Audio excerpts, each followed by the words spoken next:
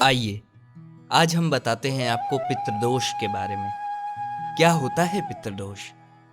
पितृदोष को सबसे बड़ा व जटिल दोष माना जाता है। पितृदोष किसी भी व्यक्ति की अकाल मृत्यु या परिवार के सदस्यों के द्वारा विधि विधान से अंतिम संस्कार न करने से होता है। पितृदोष से ग्रस्त व्यक्ति को अत्यधिक उतार चढ़ाव और साथ ही साथ मानसिक तनाव का भी सामना करना पड़ता है। आइए अब हम पितृदोष के लक्षण, कारण और इससे बचने के उपाय के बारे में बताते हैं।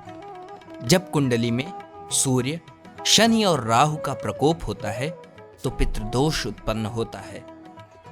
जब सूर्य और शनि या राहु केतु शनि की परिक्रमा कर रहे हों तो व्यक्ति की कुंडली में पितृ ऋण की स्थिति पाई जाती है।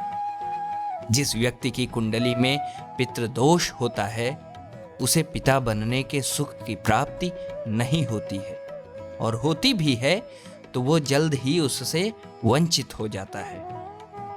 पितृदोष का इतिहास। महाभारत के युद्ध के बाद कर्ण की आत्मा को स्वर्ग की प्राप्ति हुई, जहां उसे भोजन के रूप में सोना, चांदी, जवाहरात, रत्नों को परोसा गया। कर्ण ने इंद्रदेव से पूछा, मुझे ये क्यों परोसा गया है? तब इंद्र ने बताया कि आपने अपने पूरे जीवन काल में केवल सोना, चांदी, हीरे और जवाहरात का दान किया, लेकिन कभी भी भोजन का दान नहीं किया था। किसी को भी भोजन और तर्पण नहीं दिया।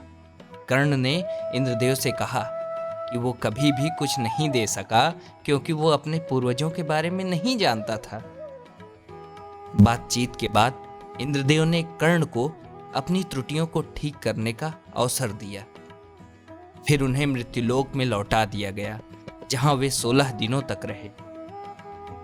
उन्होंने पृथ्वी पर 16 दिन बिताए, अपने पूर्वजों से जुड़ने के लिए जिनका देहांत हो गया था। उन्हें याद किया, ब्राह्मणों को भोजन कराया और उसके बाद उन्हें पैसे दान करके विदा लिया। पशुपति और पितृदशी के बीच 16 दिनों की अवधि को पितृपक्ष के रूप में जाना जाता है। उस दिन से श्राद्ध प्रक्रिया शुरू हुई। पितृदोष के कारण। एक मूल निवासी के परिवार में अकाल मृत्यु हुई हो। मृतक व्यक्ति के मन की शांति के लिए परिवार के सदस्यों द्वारा कोई पूजन ना करना। किसी जातक को उसके अपने किसी रिश्तेदार के घर में गोद लेना। संभव है कि जातक के पूर्वजों को अनैतिक तरीके से धन विरासत में मिला हो। यदि जातक के पिता या माता की कुंडली में काल सर्प दोष या पितृदोष होता है तो इसका परिणाम पीढ़ी दर पीढ़ी चलता रहता है। जातक के पिता या दादा की एक से अधिक पत्नियां भी बहुत से कारणों में से एक होती हैं। पितृदोष के प्रभाव। पितृदोष के लक्षण में से एक है कि बेटियों की संख्या पुत्रों से अधिक होना या फिर कोई पुत्र ना होना। इस संस्कृति में पुत्री को पुत्र से श्रेष्ठ नहीं माना गया है, पर पिता का अंतिम संस्कार करने के लिए केवल पुत्र ही जिम्मेदार होता है।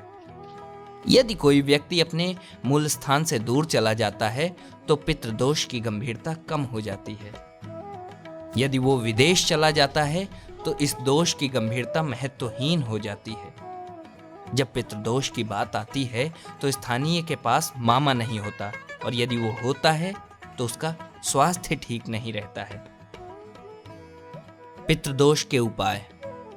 त्रिपिंडी श्राद्ध करने के कई लक्ष्य हैं, जिनमें से कम उन आत्माओं की निरंतर यात्रा के लिए गति प्रदान करना जिन्हें मोक्ष नहीं मिली है, और परिवार के जीवित सदस्यों की पीड़ा को दूर करना है।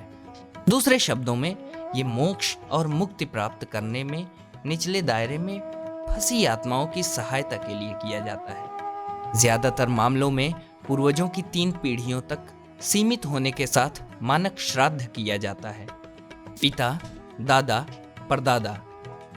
दूसरी ओर त्रिपिंडी श्राद्ध उन पितरों को प्रसन्न करता है जो इन लोगों से पहले पीढ़ियों के आसपास रहे हैं।